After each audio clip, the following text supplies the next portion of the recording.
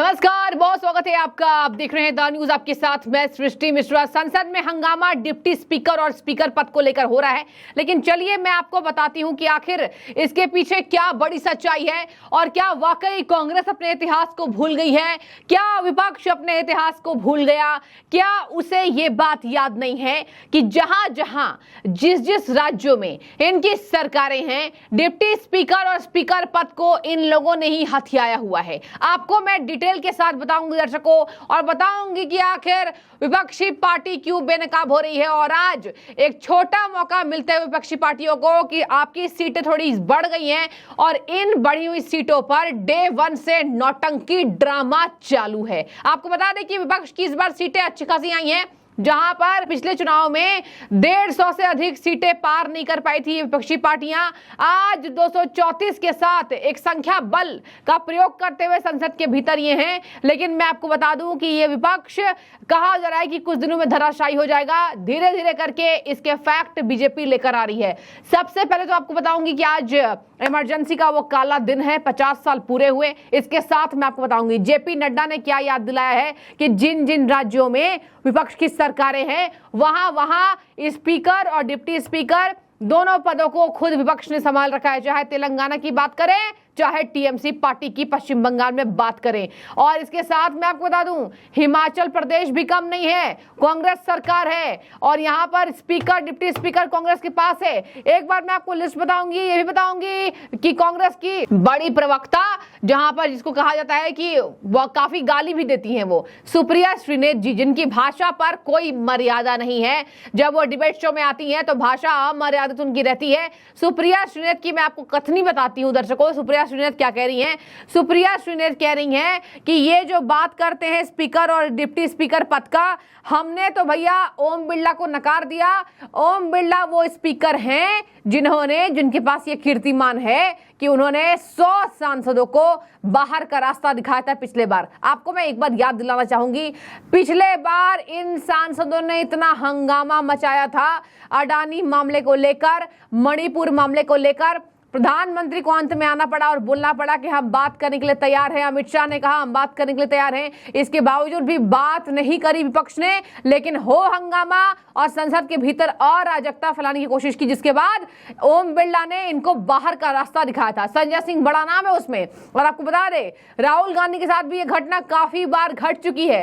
राहुल गांधी की बदतमीजियां संसद के अंदर सबको पता है और इस बार तो स्ट्रांगली आए हुए हैं। और देखिए हाथ में वो लाल किताब संविधान की करके अपनी शपथ ग्रहण कार्यक्रम को अंजाम देते हुए राहुल गांधी देखे गए हैं। लेकिन आपको बता दूं, सुप्रिया श्रीनेत कह रही हैं कि जिस नेता ने, मतलब ओम बिरला के बारे में कह रही हैं, जिस ओम बिरला ने एक साथ सभी को बाहर का रास्ता दिखाया था, आज बीजेपी उसकी बात करती है।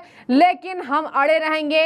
हमने एक दलित चेहरे को दिखाया है, हमने एक दलित चेहरे को स्पीकर पद के लिए आगे किया है, के सुरेश, जो कि केरल से आते हैं और बता दें आपको 8 बार के सांसद हैं। और एक बार मैं आपको और बताना चाहूंगी, आखिर भर्तृहरि महताब क्यों आगे हैं। दर्शकों, के सुरेश तो चुनाव हारे हैं 2 बार, लेकिन भर्तृहरि महताब भले वो 7 बार के सांसद हों, लेकिन आपको बता दें भर्तृहरि महताब की बात करें तो उन्होंने एक भी चुनाव अब तक नहीं हारा है। यही वजह है कि बीजेपी ने उनको आगे बढ़ाया। हाँ, अटल बिहारी वाजपेयी सरकार में हमने देखा कि उपाध्यक्ष पद दिया गया है। नरसिम्हा राव के भी कार्यकाल में हमने देखा कि आपको उपाध्यक्ष पद मिला विपक्ष को। और देखिए यहाँ पर वो बातें अलग थी, लेकिन आजादी के बाद इतिहास में पहली बार ऐसा हो रहा है कि विपक्ष को लेकर इतना ज्यादा हंगामा मच रहा है कि आपको बता दें कि आज ठीक तरीके से शपथ ग्रहण कार्यक्रम भी नहीं हो पाया है। अब यही वजह है कि पीएम मोदी को बार बार इमरजेंसी का जिक्र करना पड़ रहा है, क्योंकि वो कांग्रेस पार्टी पर संविधान की बात करना शोभनीय नहीं है। ये कह रहे हैं बीजेपी के नेता तजिंदर पाल बग्गा ने और मनजिंदर सिंह सिरसा ने भी खूब कड़ी आलोचना की है कांग्रेस पार्टी की कि ये लोकतंत्र की बात करते हैं। देखिए, आज लोकसभा के अंदर जैसे इमरजेंसी का काला धब्बा कांग्रेस ने लगाया था, आज एक और धब्बा लगाया है। ये देश के अंदर पहली पार्टी है जो लोकसभा के अंदर भी रिश्वत मांग रही है और कैमरे पे रिश्वत मांग रही है। कह रही है कंडीशनल है, अगर तुम्हें लोकसभा का समर्थन चाहिए स्पीकर के रूप में तो हमें डिप्टी स्पीकर का पद दीजिए। ये वही कांग्रेस पार्टी है जिसने चीन से भी इसी चीज के पैसे लिए थे कि अगर तुम्हें भारत में घुसना है तो हमें पैसे दे दीजिए। ये गांधी परिवार हर चीज को बेचते हैं। तोलमोल करते हैं, भाव करते हैं, और जो आदमी स्पीकर पद की गरिमा को नहीं संभाल सकते उसके लिए भी भाव तोल करें और लेन देन की बात करें, आप समझ सकते हैं कि वो पार्टी की मानसिकता कैसी होगी। इमरजेंसी को लगाने वाली ये कांग्रेस, इसकी मानसिकता कभी बदली नहीं है।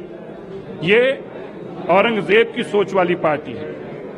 इस पार्टी ने देश को जिस तरह से इमरजेंसी के अंदर धकेला, 2000 से ज्यादा लोग मारे गए जिनकी जबरन नसबंदी करी जा रही थी, 7 लाख से ज्यादा गरीब लोग बेघर हो गए, और इनका तुगलकी फरमान था अपनी कुर्सी को बचाने के लिए इंदिरा गांधी ने उन लोगों पे मीसा लगा दी जो जनतंत्र की बात कर रहे थे, लोकतंत्र की बात कर रहे थे। और वही आज कांग्रेस है।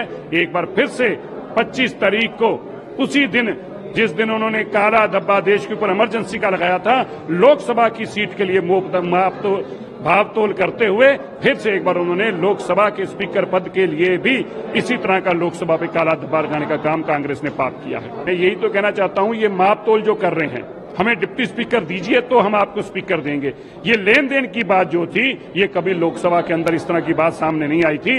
ये कांग्रेस जनतंत्र को इतना शर्मसार कर रही है, लोकतंत्र को इतना शर्मसार कर रही है, इमरजेंसी लगाने वाले दिन भी वो अपना माप तोल करने से, लेन देन करने से हिचकिचा नहीं रहे। यही कांग्रेस की मानसिकता है। एक बार चलिए नजर हम डालेंगे कौन कौन से राज्यों में इनके स्पीकर और डिप्टी स्पीकर है। चलिए आपको बता दूं, वेस्ट बंगाल में रूलिंग पार्टी टीएमसी है, स्पीकर भी अपने पास, डिप्टी स्पीकर भी अपने पास। नाम बता दूं, विमान बनर्जी और आशीष बनर्जी।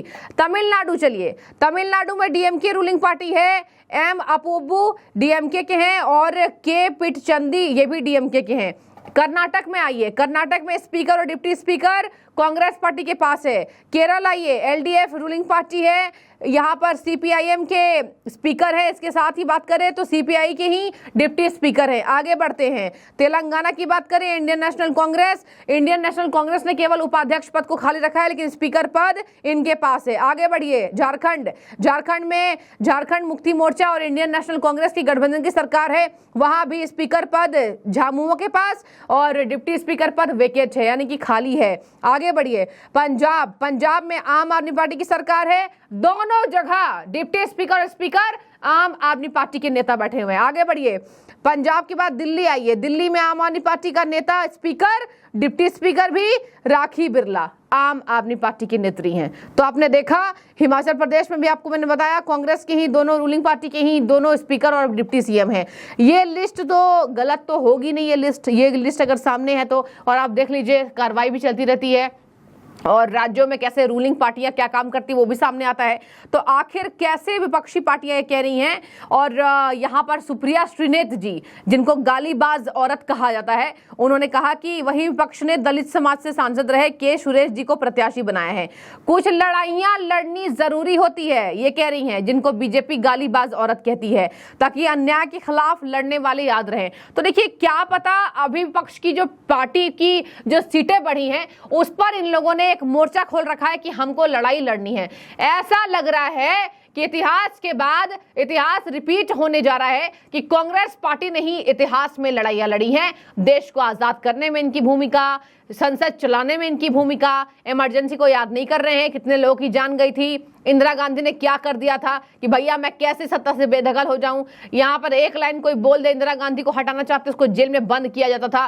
राजनाथ सिंह आज डिफेंस मिनिस्टर हैं, उनकी माता का देहांत हो गया, बाहर नहीं आने दिया गया था। इसके साथ मैं आपको बता दूं, ये लोकतंत्र की बात करते हैं, राजनाथ सिंह ही नहीं, आज बीजेपी के तमाम शीर्ष नेतृत्व जिनको भी आप देख रहे हैं ऊंचे पदों पर, सब ने इमरजेंसी की चोट खाई है, सब ने इमरजेंसी की मार को झेला है और आज यहां तक पहुंचे हैं। और यही बात कहते हैं कि ये कांग्रेस बात करेगी लोकतंत्र का। तो देखिए, ये थी लिस्ट जहां मैंने आपको डिटेल में बताया है कि जिन जिन राज्यों में विपक्ष की सरकार है, टीएमसी हो, कांग्रेस हो, वहां डिप्टी स्पीकर और स्पीकर पद को लेकर खुद ये तय करते हैं कि आखिर कौन होगा। और आज केंद्र की सत्ता में जबकि बीजेपी के पास अकेले विपक्षी पार्टियों से ज्यादा नंबर है, इसके बावजूद भी बवाल कैसा। बने रहिए, कल सब तय हो जाएगा। जो भी राय हो रखिए, शुक्रिया।